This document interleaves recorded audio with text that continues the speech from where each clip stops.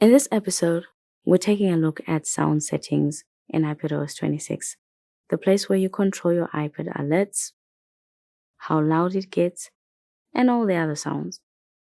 The volume slider controls your system volume, things like alerts, notifications, and system sounds. You can adjust it here,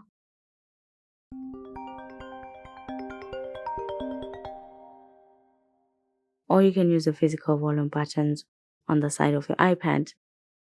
It's much easier to use the buttons on your iPad because those are available everywhere.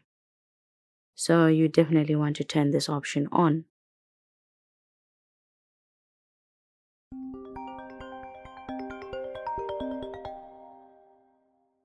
Below that, you'll see options for your alerts.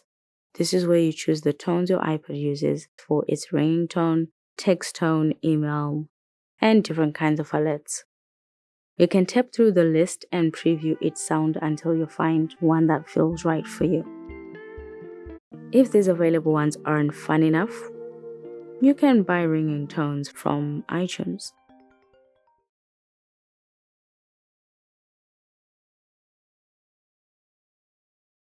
You'll also find options for keyboard feedback. If you like hearing little clicks when you type, especially if you're used to using physical keyboards.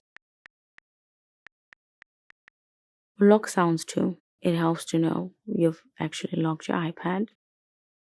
Another important section is for limiting volume levels. If you don't like loud media in general, that is songs, movies, videos, that sort of thing, this is a useful feature to turn on. And you can also do this for headphones.